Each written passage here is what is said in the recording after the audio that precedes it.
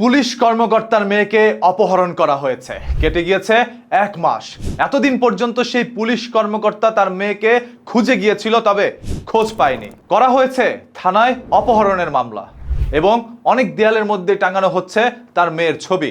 বলা হচ্ছে, যদি আপনারা আমার মেয়ের খোঁজ মিলিয়ে দিতে পারেন, আপনাদেরকে পুরস্কৃত করা হবে। সেই ছবিগুলো দেখে মেয়ে হঠাৎ করেই গর্ত থেকে বেরিয়ে আসে। তবে সাথে ছিল একটি ছেলে। সেই ছেলের সাথে তামান্নার প্রেমের সম্পর্ক ছিল 4 বছরের। পুলিশ কর্মকর্তা দাবি করছে, আমার মেয়ে এখনো নাবালিকা, বয়স মাত্র 17।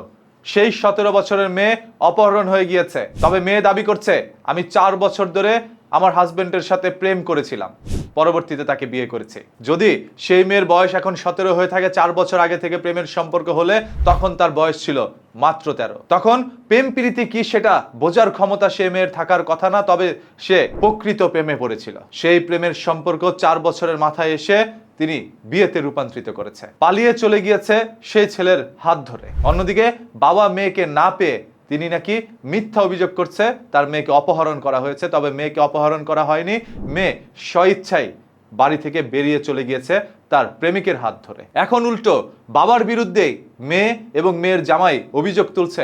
একজন পুলিশ কর্মকর্তা বা একজন থানার কনস্টেবল হয়ে সে কিভাবে মিথ্যা অভিযোগ দিতে পারে? আমার বাবা একজন মিথ্যুক, এইভাবেই লাইভে এসে কথাগুলো বলছিলেন সেই মেয়ে। বাবার কাছে মেয়ে সব সময় তার রাজকন্যা এবং সন্তান বাবা মায়ের কাছে সব সময় ছোটই থাকে। বাবার চোখের আড়ালেই মেয়ে যে এত বড় হয়ে গিয়েছে সেটা হয়তোবা সেই পুলিশ কর্মকর্তা বাবা জানতেন না। যখন মেয়ে চলে গিয়েছে সেটাতে বাবার কলিজা একরকম ফেটে গিয়েছে। দুঃখ ভরা মনে চোখ থেকে অশ্রু ঝরিয়ে সেই পুলিশ কর্মকর্তা বাবা রাস্তার মধ্যে না খেয়ে দাঁড়িয়েছিলেন, দেয়ালে পোস্টার লাগাচ্ছিলেন, থানায় মামলা পর্যন্ত করেছিলেন মেয়ের সন্ধানের জন্য।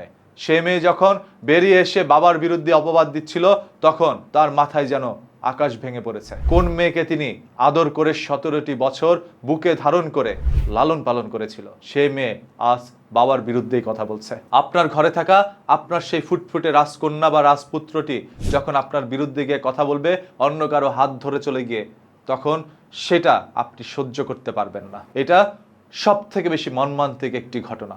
এই বিষয়টাকে অনেকেই এইভাবেও দেখতে পারেন, তারা ভালোবাসার মানুষটিকে পেয়েছে, এখন সুখে শান্তিতে সংসার করুক। তবে সেই বাবার তো স্বপ্ন ছিল তার মেয়েকে নিয়ে রঙিন, সেই রঙিন স্বপ্ন পুরোটাই সাদা কালো হয়ে গিয়েছে। তবে সেই মেয়ে যদি আজ এই ছেলের সাথে হাত ধরার পর সুখে শান্তিতে পুরো জীবনটা কাটিয়ে দিতে পারে, তাহলে বিষয়টা ভিন্ন। আর যদি তাদের সংসারের মধ্যে আল্লাহ না করুক কোনো ধরনের সমস্যা হয়, তাহলে মেয়ের অবস্থা কি হতে পারে? ভালোবাসা মানেই হচ্ছে একটি আবেগের জায়গা, আর সেই আবেগে মানুষের বিবেককেও হার মানায়। 17 বছর বাবা লালন পালন করে বড় করেছেন মেয়েকে, তবে 4 বছরের প্রেমে সেই 17 বছরের বাবার ভালোবাসা ভুলে গিয়ে ভালোবাসার মানুষের হাত ধরেছে। এখন এই সম্পূর্ণ বিষয়টা আপনারা কোন দৃষ্টিতে দেখছেন? কমেন্ট করে আপনার মূল্যবান মতামতটি জানাবেন, ভিডিওটি শেয়ার করে দিবেন, যাতে করে মানুষ আবেগ দিয়ে নয় বিবেক দিয়ে কাজ করতে পারে।